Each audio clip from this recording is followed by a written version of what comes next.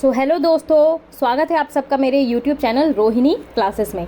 तो आज मैं आप सबको एक नए तरीके से, नए तौर से मैं तैयारी कराने वाली हूँ यूपी पीसीएस 2024 प्रीलिम्स। अच्छा, एक चीज़ और बताती हूँ मैं पीसीएस के बारे में कि सिलेबस तो आपको यूट्यूब में बहुत सारे मिलेंगे, बहुत सारे जो है स्कोप से मिल जाएंगे, लेकिन मैं जिस तरीके से स्मार्ट स्टडी जो है स्टार्ट करने वाली हूँ करने की, तो वो आई होप आपको शायद ही कहीं मिले। और मैं समझती हूँ कि अगर मिल भी जाता है तो मैं ये समझ रही हूँ कि मैं शायद आपको समझाने में शायद 50% स्तर तक कामयाब रहूँगी, है ना। तो मैं एक लाइन से अपना जो है वीडियो शुरू करना चाहती हूँ कि ज़िंदगी में जोखिम ना लिया, ज़िंदगी में जोखिम ना लिया तो क्या किया। तो ये एग्ज़ाम ऐसे ही है। मैं पेशे से एक गवर्नमेंट टीचर हूँ, लेकिन मैंने भी इस जोखिम को अब ले लिया है, अब मैंने ठान लिया है। मैं आपको बता दूँ कि जब मैं टीचर नहीं थी तो मैं भी जो है सिविल सर्वेंट की तैयारी कर रही थी। मैंने एक बार पीसीएस क्रैक किया है, मेंस तक पहुँची हूँ, मेंस फिर नहीं हुआ मेरा। एक बार एमपी पीसीएस दिया है, एक बार लोअर पीसीएस दिया है। फिर क्या हुआ, शादी हो गई, फिर मैंने तैयारी बंद कर दी। लेकिन मैं ये सोचती हूँ कि जब तक हमारे पास उम्र है तो हम क्यों ना आजमाएं, क्यों ना हम एक जोखिम भरा कार्य करने की सोचें।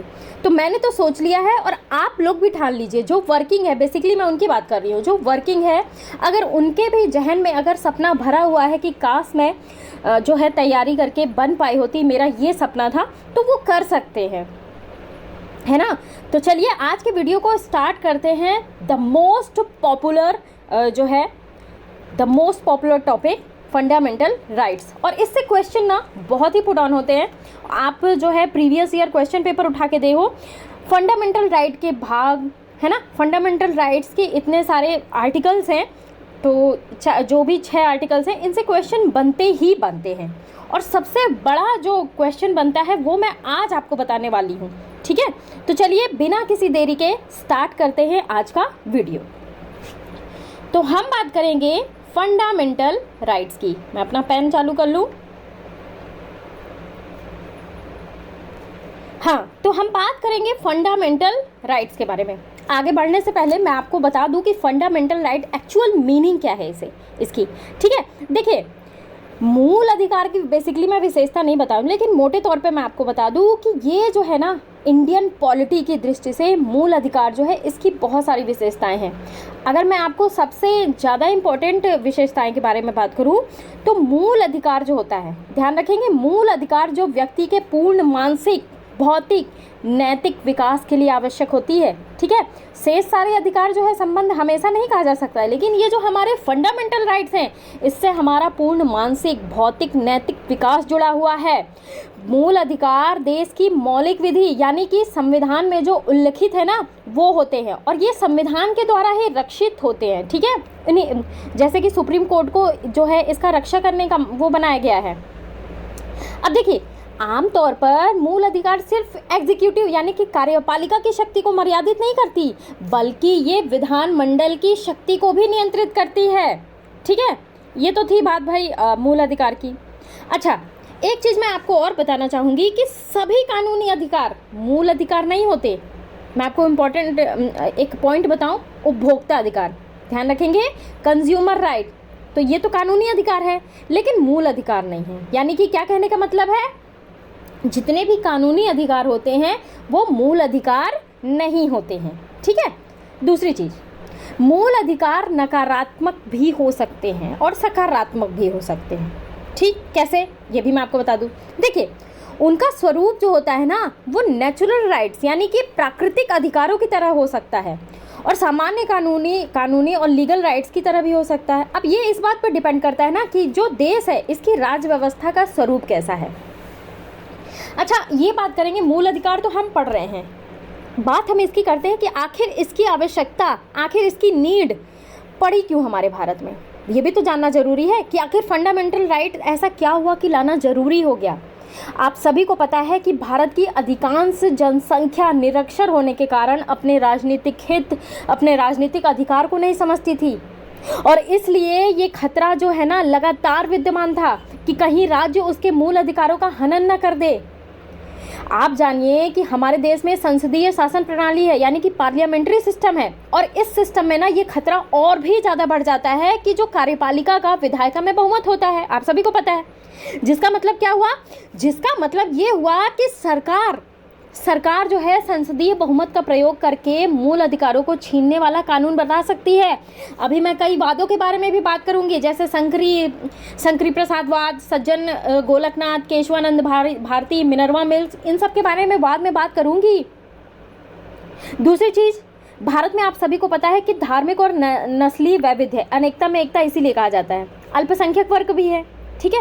तो कम जनसंख्या के कारण सरकार के निर्माण में प्रायः ये कमजोर सिद्ध होते हैं, और बहुमत की ऐसी तानाशाही ना अल्पसंख्यकों की सुरक्षा प्रदान करने के लिए भी मूल अधिकारों की जरूरत होती है। दूसरी चीज, भारतीय समाज में दलितों, आदिवासियों, स्त्रियों सहित कई ऐसे वर्ग थे जो लंबे समय से वर्चस्वशाली, आप ये देखो, महिलाओं को वोट देने का अधिकार नहीं था, दलितों को वोट देने का अधिकार नहीं था, उन्हें कुओं में, सार्वजनिक स्थानों में जाने के अधिकार नहीं थे। तो क्यों हमें मूल अधिकार की आवश्यकता पड़ी? इन्हीं सब रीजनों की वजह से, ठीक है। तो बेसिकली अगर हम बात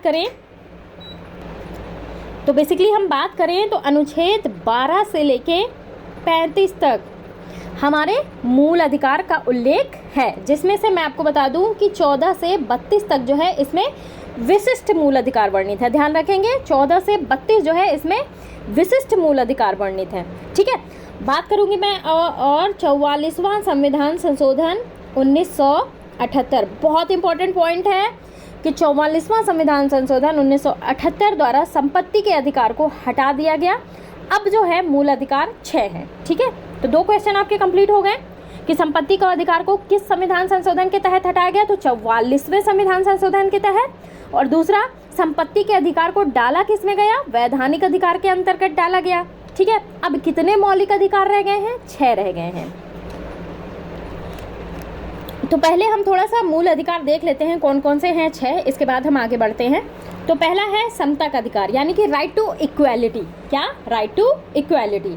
तो ये जो है आर्टिकल 14 से 18 पूछ लिया जाता है, स्वतंत्रता का अधिकार कौन से आर्टिकल्स में है ना। दूसरा है स्वतंत्रता का अधिकार, आर्टिकल 19 से 22, यानी कि अनुच्छेद 19 से 22 तक स्वतंत्रता का अधिकार है। तीसरा है शोषण के विरुद्ध अधिकार, ये है आर्टिकल 23-24 में। चौथा है धर्म की स्वतंत्रता का अधिकार, ये है आर्टिकल 25 से 28 में। पांचवा है संस्कृति और शिक्षा संबंधी अधिकार, ये है आर्टिकल 29-30 में। और छठवां है संवैधानिक उपचारों का अधिकार, ये है आर्टिकल 32 में। तो इतने हमारे जो हैं मूल अधिकार हैं, है ना। विशिष्टता हम इन्हीं को आगे पढ़ेंगे, लेकिन आज हम आर्टिकल यानी कि अनुच्छेद को पढ़ने से पहले हम एक बहुत ही इम्पोर्टेंट पॉइंट पढ़ रहे हैं कि क्या मूल अधिकार में संशोधन हो सकता है?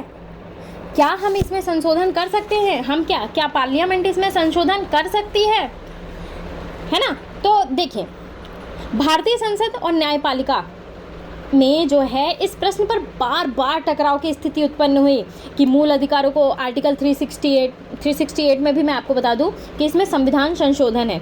तो ये टकराव होता गया कि मूल अधिकारों को 368 के तहत संशोधित किया जा सकता है, और इसके पीछे बहुत ही ज़्यादा वाद हुए, है ना। अब बात करती हूँ मैं, ये वाद स्टार्ट कैसे हुआ। देखिए, स्वाधीनता प्राप्त हुई थी, उसी समय हम स्वतंत्र हुए थे, और स्वतंत्रता के तुरंत बाद जब सरकार ने जमींदारी उन्मूलन और भूमि पुनर्वितरण यानी कि लैंड रीडिस्ट्रीब्यूशन जैसे भूमि सुधार करने के लिए भूमिपतियों की अधिकतम कानूनी सीमा से अधिक भूमि का अधिग्रहण करने की शुरुआत की, तो कुछ जो भूमिपति थे इन्होंने सर्वोच्च न्यायालय में दरवाजा खटखटाया, याचिका दायर की कि संपत्ति का अधिकार तो हमारा मूल अधिकार है, ये हमसे क्यों छीना जा रहा है ना। तो इसके उत्तर में भूमि सुधारों को लागू करने के उद्देश्य से प्रथम संविधान संशोधन यानी कि 1951 पारित किया गया, और जिसके माध्यम से अनुच्छेद 31 क और 31 ख जोड़े गए, ठीक है। 31 क के अनुसार भूमि सुधार और सामाजिक न्याय से संबंधित कुछ अन्य विषय में, ये सब तो चलिए बात की बात है, ठीक है। मुद्दा ये है कि मूल अधिकार में संशोधन हो सकता है क्या। तो बात करेंगे हम शंकरी प्रसाद बनाम भारत संघ 1951। बहुत ही इंपॉर्टेंट पॉइंट है कि भूमि सुधार यानी कि पहला संविधान संशोधन 1951 को चुनौती दी गई, ठीक है। जो अपील किए थे इनका तर्क ये था कि आर्टिकल 13(2) के अनुसार, अभी हम आगे 13 का 1, 2 ये सब देखेंगे, लेकिन अभी हम सिर्फ वाद की बात करेंगे, ठीक है। आर्टिकल 13(2) के अनुसार राज्य द्वारा कोई भी ऐसी विधि नहीं बनाई जा सकती जो संविधान के भाग 3 यानी कि मूल अधिकार में दिए गए मूल अधिकारों को जो है छीनती हो या सीमित करती हो। चूंकि संविधान संशोधन भी संविधान के अनुच्छेद 368 के अनुसार बनाया गया है, तो एक विधि ये भी है ना। तो उच्चतम न्यायालय ने क्या किया कि अपीलार्थियों की तर्क को खारिज करते हुए ये निर्धारित किया कि अनुच्छेद 368 का प्रयोग करते हुए संविधान संशोधन अधिनियम पारित किया जाता है और आर्टिकल 13(2) में वर्णित विधि का आशय जो है यानी कि 368 के अधीन संवैधानिक विधियों द्वारा इसमें चेंजेस किए जा सकते हैं और मूल अधिकारों में संशोधन नहीं किया जा सकता, ठीक है। यानी कि क्या कहा गया इसमें कि सामान्य विधियों से मूल अधिकार में संशोधन नहीं किया जा सकता, लेकिन ध्यान से सुनिएगा, लेकिन आर्टिकल 368 के अधीन किया जा सकता है। इसके बाद क्या हुआ? इसके बाद फिर से कोर्ट की दहलीज पे गया ये मामला। सज्जन सिंह बनाम राजस्थान राज्य 1965। अब इन्होंने भी शंकरी प्रसाद के मामले को निर्णय को उचित ठहराया। आर्टिकल 368 के तहत मूल अधिकार में संशोधन किया जा सकता है और 3 और 2 के बहुमत से जो है ये डिसीजन आया। अच्छा, अभी भी मामला गड़बड़ाया है भाई, तो अब जो है मामला फिर से गया उच्चतम न्यायालय में। गोलकनाथ बनाम पंजाब राज्य 1967। देखिए, इस मामले में उच्चतम न्यायालय की धारणा बदल गई बिल्कुल। 17वां संविधान संशोधन 1964 की वैधता पर इसने प्रश्न उठाया। अब 11 न्यायाधीशों की बेंच थी, इसमें 6-5 के बहुमत से ये फैसला लिया गया कि अनुच्छेद 368 के तहत भी जो संसद को अधिकार नहीं है कि वो मूल अधिकारों को छीन सके या न्यून कर सके, कम कर सके, ठीक है। तो न्यायालय के बहुमत के निर्णय को सुनाते हुए मुख्य न्यायाधीश उस समय थे डी सुब्बा राव, ठीक है, सॉरी सुब्बा राव थे, है ना।